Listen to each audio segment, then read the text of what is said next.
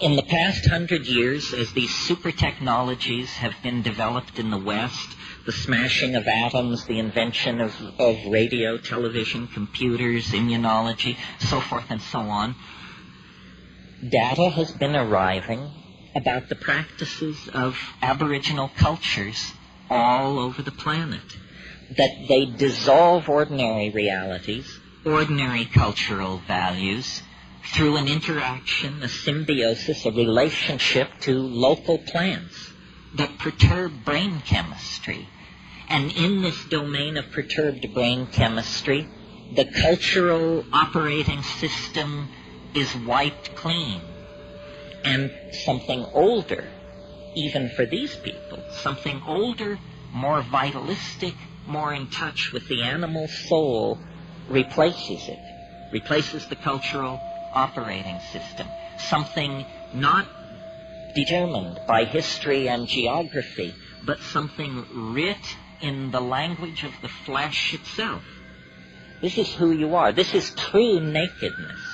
You are not naked when you take off your clothes. You still wear your religious assumptions, your prejudices, your fears, your illusions, your delusions.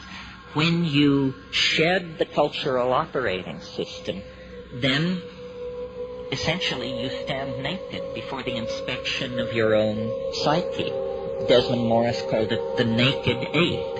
And it's from that position, a position outside the cultural operating system, that we can begin to ask real questions about what does it mean to be human, what kind of circumstance are we caught in, and what kind of structures, if any, can we put in place to assuage the pain and accentuate the glory and the wonder that lurks waiting for us in this very narrow slice of time between the birth canal and the yawning grave. In other words, we have to return to first premises. So I've been thinking about this a lot, and at first it seemed to me only a metaphor, this phrase, culture is your operating system. But because I travel around a lot and get that jolting experience frequently of, let's say, leaving London on a foggy evening and arriving in Johannesburg 14 hours later to a sweltering day in a city of 14 million on the brink of anarchy, I get to change my operating system frequently. And so I notice the relativity of these systems. And some work for some things and some for others. For instance, if you are a positivist, if you're running Positivism 4.0, you can't support UFOs. Positivism 4.0 does not support UFOs. If, on the other hand, you're running your Rancha book 5.1 as your operating system, UFOs and a number of other things can get in through the door. That is what we would technically say is a more tolerant operating system, or its plug-in support special effects denied the positivist. Well, it's fun to think this way because it shows you that you don't have to be the victim of your culture. It's not like your eye color or your height or your gender. It's fragile. It can be remade if you wish it to be. And then the question is, well, how does one download a new operating system? Well, first of all, you have to clear some space on your disk. The best way to do this is probably with a pharmacological agent. You think of some while I have a drink of water.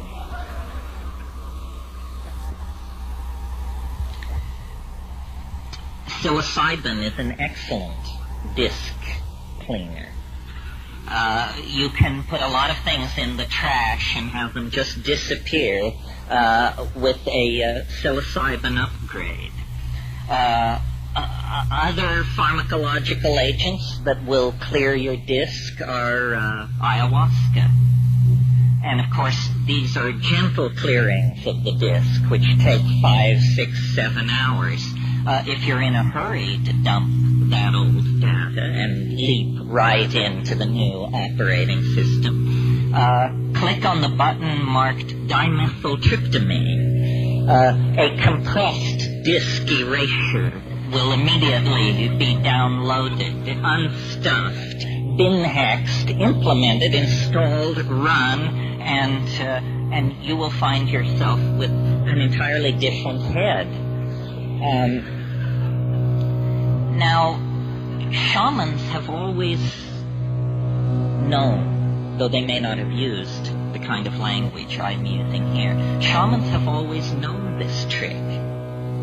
What trick? It has two facets.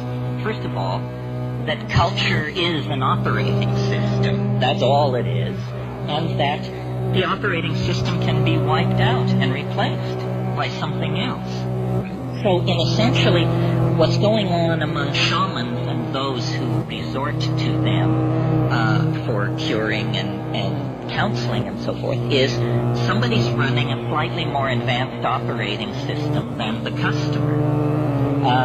The shaman is in possession of certain facts about plants, about animals, about healing, about human psychology, about the local geography, about mojo of many different sorts that the client is not aware of.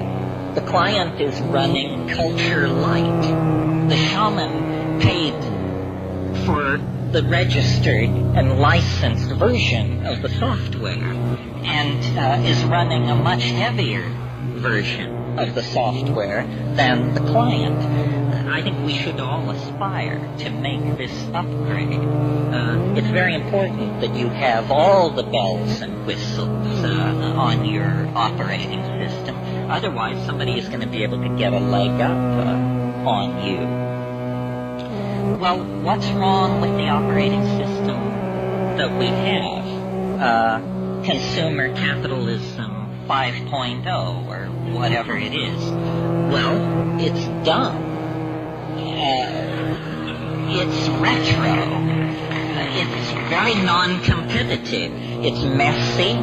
It wastes the environment. It wastes human resources. It's inefficient. It runs on stereotypes. It runs on a low sampling rate, which is what creates stereotypes. Low sample rates make everybody appear alike, when in fact the glory is in everyone's differences. And the current operating system is flawed. It actually has bugs in it that generate contradictions.